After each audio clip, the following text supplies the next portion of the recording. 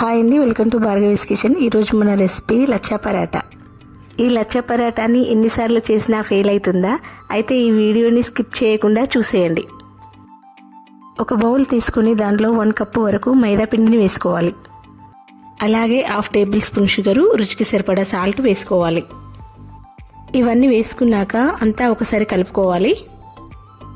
ఈ పిండిని కలుపుకున్న తర్వాత దీంట్లో 2 టేబుల్ స్పూన్ల బొంబాయి రవ్వ వేసుకొని అంతా కలిసేలా మరొకసారి కలుపుకోవాలి. నేను తీసుకున్న 1 కప్పు మైదా పిండి క్వాంటిటీ కానీ 2 టేబుల్ స్పూన్ల బొంబాయి రవ్వ వేసుకున్నానండి. ఇప్పుడు నీళ్లు వేసి పిండిని మెత్తగా కలుపుకోవాలి.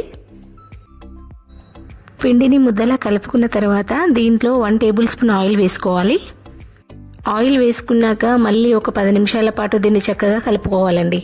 ఇప్పుడు పరాటాను చేసుకోవడానికి చపాతీ మేకర్ తీసుకొని ఇప్పుడు చపాతీ మేకర్ పైన పిండిని జల్లుకొని పిండి ముద్దను పెట్టేసి చపాతీలా చేసుకోవాలి. ఈ చపాతీని మనము మరీ సన్నగా కాకుండా మరీ లావుగా కాకుండా మనం డైలీ చపాతీలు చేసుకుంటాం కదండి, అలాగే చేసుకోవాలి. ఇప్పుడు ఈ చపాతీ పైన 2 టేబుల్ స్పూన్ల నెయ్యిని వేస్తున్నాను నేను. మీరు నెయ్యిని వద్దనుకుంటే ఆయిల్ని రాసుకుంటే సరిపోతుంది. ఈ లచ్చా పరాటాని చేయడానికి చాలా సార్లు ఫెయిల్ అయ్యానండి, కానీ ఇప్పుడు చాలా పర్ఫెక్ట్గా వచ్చాకే చేసి చూపిస్తున్నాను. చపాతీ పైన నెయ్యిని మొత్తం అప్లై చేసుకున్నాక ఇప్పుడు నైఫ్ తీసుకుని సన్నగా ఘాట్లు పెట్టుకోవాలండి. ఈ వీడియోలో చూపిస్తున్న విధంగా పైనుండి కింది వరకు ఇలా నైఫ్తో ఘాట్లు పెట్టుకోవాలి. తర్వాత ఈ చపాతీనంతా దగ్గరగా ఇలా ఫోల్డ్ చేసుకొని గుండ్రంగా మలుచుకొని గుండ్రంగా చపాతీలాగా లైట్గా పిండిని జల్లుకొని మళ్ళీ ఒక చపాతీలాగా చేసుకోవాలి. ఇప్పుడు చేసే ఈ చపాతీని గట్టిగా ప్రెస్ చేయకూడదండి, లైట్గా ప్రెస్ చేస్తూ చపాతీలాగా చేసుకోవాలి. మీరు ఒకసారి ఈ ప్రాసెస్లో చేసినట్టయితే అసలు మీరు బయట నుండి కొని తెచ్చుకోరండి. ఈ టిప్స్తో చేసినట్లయితే అచ్చం బయట కొన్న పరాటా లాగే ఉంటుంది. నేను ఇక్కడ మైదా పిండి తీసుకున్నాను, కానీ గోధుమ పిండితో కూడా చేసుకోవచ్చండి.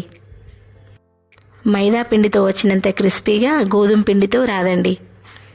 ఇప్పుడు చేసిన పరాటాని స్టవ్ పైన ప్యాన్ పెట్టేసి ప్యాన్ వేడయ్యాక వితౌట్ ఆయిల్ దీన్ని కాల్చుకోవాలండి. ఇలా కాల్చుకున్న తర్వాత ఇప్పుడు 1 టేబుల్ స్పూన్ నెయ్యిని కానీ ఆయిల్ కానీ వేసుకుని 2 వైపులా కాల్చుకోవాలి.